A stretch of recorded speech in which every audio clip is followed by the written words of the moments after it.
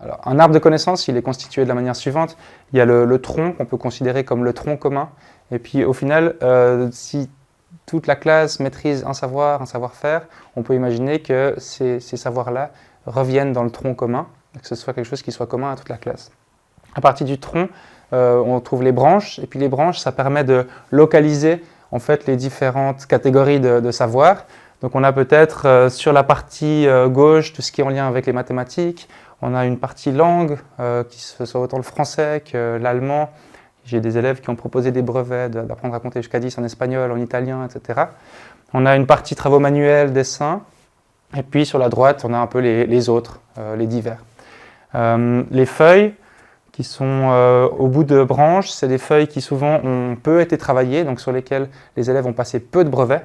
Et puis plus les élèves ont passé des brevets, plus on peut mettre des petits points noirs à côté de leur prénom, plus on voit que ce brevet est maîtrisé par le plus grand nombre, et plus on le rapproche du tronc commun, pour qu'au final on puisse avoir peut-être le maximum de feuilles qui se rapprochent du centre.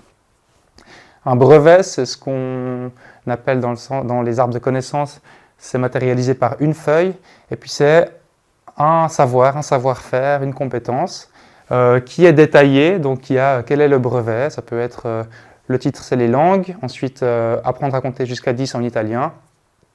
Quels sont les critères pour attester de la réussite du brevet, peut-être faire maximum 1 ou 2 fautes, et puis auprès de qui aller faire le petit test à la fin pour valider le brevet. Donc le brevet, c'est vraiment un savoir qui est matérialisé par une feuille, et puis après il y a la liste des élèves qui peuvent aller mettre une petite coche quand ils ont réussi.